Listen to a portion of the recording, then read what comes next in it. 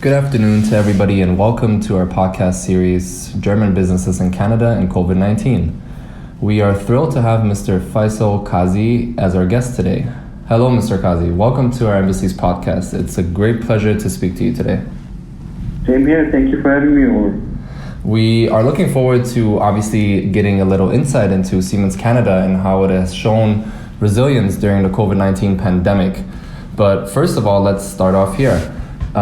Siemens is known around the world as a leader in innovation, especially in the engineering field. Can you briefly walk our audience through Siemens Canada's main pillars? What goods and services does Siemens Canada provide? Yeah, so Siemens has quite a long history in Canada. We have been here for more than 100 years. And we provide technology in the fields of electrification, automation, and digitalization in almost all the critical infrastructures like energy, infrastructure, transportation, industry, and the healthcare sector. So we are quite proud to be one of the largest producers of energy-efficient, resource-saving technologies. And we supply from power generation to power distribution to trains to medical equipment. And we are a leader in our Healthineers business is a leader in lab diagnostics. So a long range of products, all electrification, automation, and digital. So many services which one could consider essential, but we will get to that topic later. In order to give our audience an idea of the scale of your operations, how many people do you employ here in Canada and where are your offices and plants located? Yeah, so Siemens in Canada, including all our affiliates, we employ about 5,000 people. And we are located from coast to coast in 46 office locations, and we have around 10 factories. So we are very strong in Ontario with multiple locations in Quebec, but basically we have offices in all the provinces. Absolutely. Well, thank you very much for that. I think to just be able to judge the scale is very important. Now, mid-March marks the point in time when most of us started feeling the repercussions of the COVID-19 pandemic. How has the pandemic affected your company? Yeah, that's a really good question. And, you know, when in mid-March this COVID came up, we all had to pivot very fast. It was something unknown to all of us. But we quickly realized that we are part of the essential services, and we did an analysis on that. Mm-hmm. And being an essential service, basically the country was counting on Siemens to keep the offices open, keep the production open, because we supply our products and services to the critical infrastructure of the country. Yeah. So this is a responsibility we took very seriously, and we kept our operations open. While we did that, the health and safety of our employees had been our number one priority. So that's what we have done. Certainly. And you mentioned the operations. In practical terms, how have those changed for Siemens during this time? Yeah, so you know, when you look at Siemens and our operations, basically a company is employees. Yeah, so and we can categorize our employees into three elements of activities. The first one, employees which go into offices and which work from the office environment. And for those employees, I think we are some company which has been quite advanced in teleworking. For example, our office in Oakville, the headquarters, has 1,000 employees, but we have space for 600. So a lot of people already work from home. So we basically asked everyone to start working from home, and who could, and only in exceptional cases go to the office. Where the challenge was, of course, if our IT bandwidth would be sufficient from 30% working from home going to almost 98% people working from home. But that was pretty robust, so it proved the test. We of course added elements like hospital grade cleaning, distancing measures, etc., to make sure that people who come to the office for critical topics are safe. So that was done well. Mm-hmm. Then the second part of our operations is the factories. And there, I must say, we had to, react we had to remap our work processes to ensure that our processes are set up or redesigned in a way that people are maintaining the physical contact requirements which the COVID brings with it. Mm-hmm. We also looked into and implemented multiple shifts because we did not want the complete workforce to be in the factory at the same time. And so we distributed the workload around the shift. So that was a change. Of course, all the PPE and personal protection equipment and all the measures of cleaning, etc. And screening were, of course, imposed. The third environment is our service business, and that was a bit challenging for us, more than the previous two. While in the first two ones, we as a company are fully under control of what happens in our offices or in our factories. But when our employees go out to service other locations, so we provide them, of course, with adequate protection equipment and all the sanitizers, etc. But then we are also dependent on the situation at the site, and this is a then elevated risk. And we have a saying at Siemens that no job has priority over safety. So we were quite stringent. We have our protocol. We talk to the sites where our people are going. We make sure that they are going in a safe environment, and we have instructed our employees to, as I said, no job has priority over safety. If they don't feel comfortable and they see there's risk, then just don't do it. But luckily, I think it's been all good, and all our customers have kept the norm. So it's been going actually quite well. Well, we're very relieved to hear that, and obviously you did just mention the difference in the change of operations for the different sectors within Siemens. So obviously the office work was more easily transferable to a remote working situation, whereas at plants or out in the field for service, the situation was a little bit different. How have you been able to avoid layoffs, considering the overall economic picture and the need for social distancing that we just discussed? Yeah, so I must say, every crisis you learn some lessons, and the one lesson I learned in this crisis was that our people have been more resilient than ever than I myself thought. Because we had this responsibility to be, in the front line, to make sure that the critical infrastructure of the country is running. Our people really stepped up, and they, rose up and they went on the front lines and implemented the work. And on the other hand, we saw, of course, some of our business, the traditional business, were quite impacted. Like, for example, a service business in the construction industry, where the construction industry has been closed, gets immediately impacted.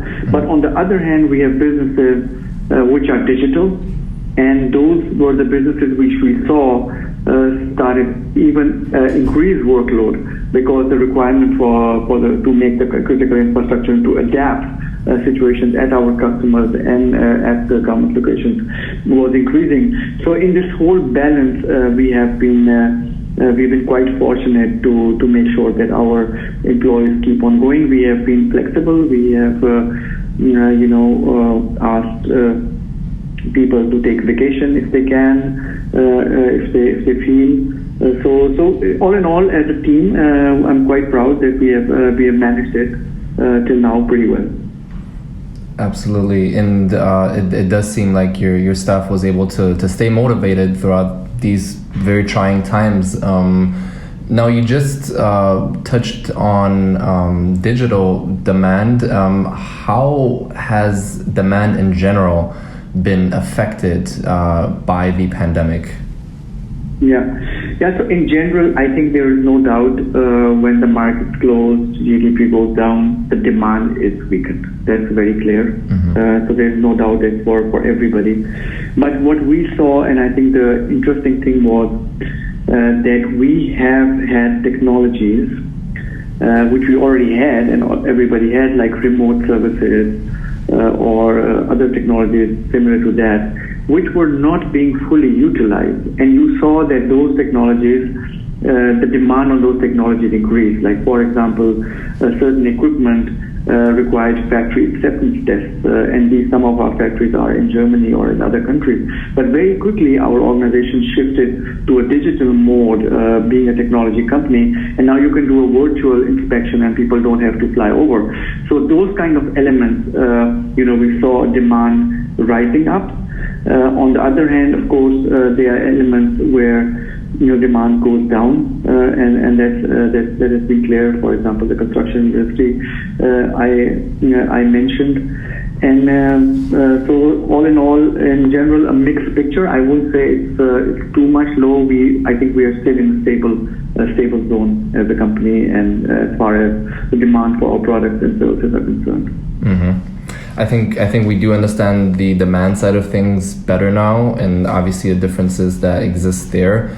But what consequences has the pandemic had on your supply chain? How do you ensure a sufficient supply at your disposal in a globalized economy disrupted by COVID-19?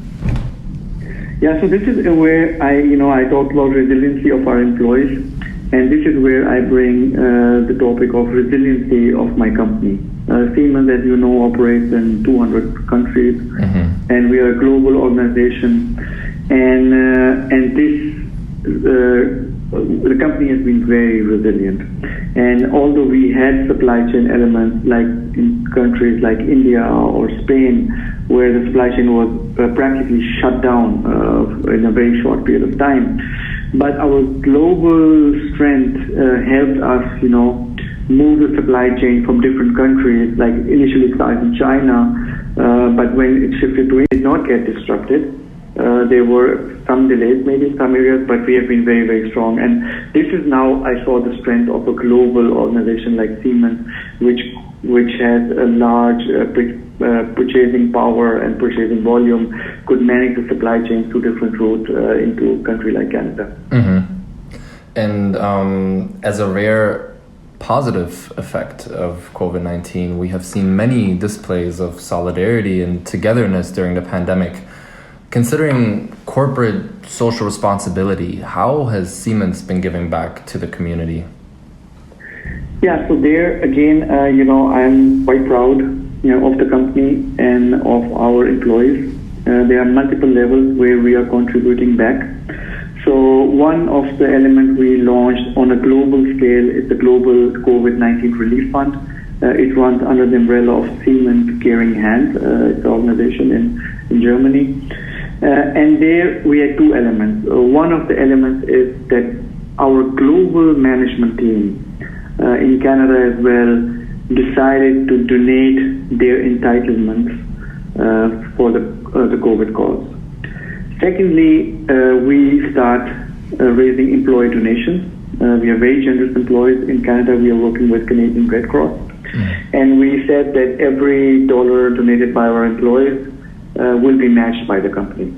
So we started on this journey, and I'm quite proud to say that as a company, we are, I think, nearing around more than 11.5 million euros, which we have collected. Wow. It's a big sum, and which will go back to the communities where we operate in and ensure that we are contributing in this time of need. We are a company which is very, very strongly focused towards business to society. We believe that we exist for 172 years because we create a benefit to society. So society is key for us. The other thing which is very interesting local here in Canada is that we refurbish our laptops. We have industrial scale laptops because, high-end applications run for Siemens employees, as you know, as an engineering company. But once after 2 years or so, when the replacement time comes for these laptops are still really very, very, very, very efficient, and the performance is very high for somebody who's just, using it as a school work or, just normal usage. So we run a project in which we refurbish these laptops and give to people who need them. Because laptops, I have children, I know that my kids cannot survive their homework, etc., without having access to a laptop. So we did that over the period of time. We have donated about more than 4,000 laptops, and about more than 700 employees have come together because it requires a lot of work to clean the laptop. There's data security elements, so we removed the Siemens software, etc., and reconfigured the laptop. And so just in March, we did a workshop and we donated. We realized that this will be a bigger need even now. It becomes access to education for needy families. So we donated more than 400 laptops. And then the program came a bit to a halt because to do this exercise, we had to come in one room and we needed IT specialists who could promote, and the cleaning and reconfiguration required a bit of a teamwork coming together. And I'm so proud of our operations in Peterborough, where our colleagues and their families said, we still need to contribute. So basically, we delivered the laptop to the homes of the people.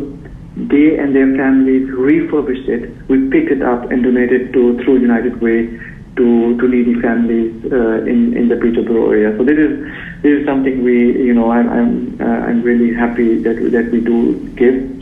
The other element has been, as a technology company, what can we give back? How can we support the country in this time of crisis? So very quickly, we are strong in the infrastructure business. We are strong in the healthcare. Our Siemens Healthcare is a very strong business in the healthcare industry. Mm-hmm. So we very quickly created a concept of a mobile hospital, temporary hospitals. We were following the global developments in Germany, in Spain, and in New York. We worked globally. And that concept is ready to go. Luckily, our system has managed it very well. But we, as Siemens, as a company, are ready with mobile hospitals. If at any point the country would need these things, we have a concept and we will be able to roll out. We also are also working on the testing, COVID testing and antibody testing. So this has been just recently approved by the FDA. In the United States, and we are awaiting approval here in Canada. So this is how we are, with technology contributing. One of the provinces in Canada, they gave a concession to their people by removing the rates, by making a standard rate of electricity for all the time periods, because we have different rates at different times. And they made it a flat rate to support the population. And this system has a Siemens system in it, Energy IP, and we could very quickly, fulfill this wish of the government and suspend the time of use electricity rate, so the flat rate could come and the billing process behind it could be managed. So this is where technology helps the country. Yeah, very, very interesting. I think this speaks for a tremendous societal impact that Siemens has had, and how serious Siemens Canada takes the responsibility. Now, maybe moving away a bit from the pandemic, something that I suppose is very interesting for our audience as well. What makes Canada such a good market for Siemens? Yeah, so it's a very good question. And I tell you, there are many, many reasons that makes Canada a really good place to be in, especially for my company. So let's start. It's a very stable political environment. It has access to the world. It has a reputation for innovation, diversity, and equality. So it's a really nice place to be in. Secondly, it's a stable economic environment. Canada ranks second in the G7 standing, and it ranks sixth in the overall Forbes latest annual study, best countries to do business. And 153 countries were rated there, and we are number six there. What is very attractive for Siemens as a company is the skill and the talented workforce. 55% of the Canadians are graduates of post-secondary institutes, and this makes Canadian population one of the most educated population in the world, and this means talent. So we do there, there are like also innovation in this country. So there are 42 business incubators which are affiliated to 96 Canadian universities. Yeah. So and Siemens, the company which backbone is innovation. We invest in innovation. So it's very interesting, the talent pool and the innovation which is going on. And what adds to it is also the government's focus at the federal and at the provincial level to drive innovation. We have, projects like the super clusters, which Mr. Baines had introduced. So there's a focus on innovation not only in the business community but also from the provincial and the federal government. What also makes Canada very interesting for us is the free trade agreement with many countries, and it's quite a unique situation to have a free trade agreement with the biggest economy like US, and then also with European Union, which was closed. So and also South American countries. So this is very good from a free trade agreement point of view.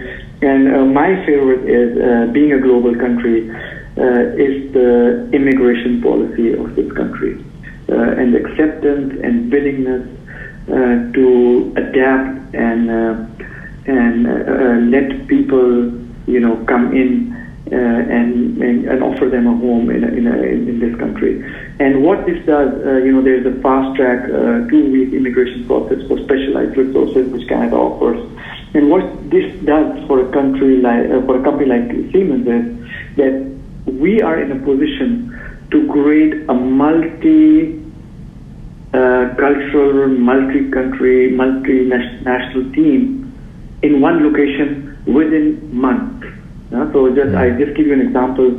We launched one of our global cybersecurity center of competence here in Canada, and I have people here from China, from Germany, from Colombia, you name any country, from India, and this all was allowed, and these were people with knowledge in Siemens operations, working in Siemens companies across the world, and we brought that knowledge together into this one country, and this is very, very powerful.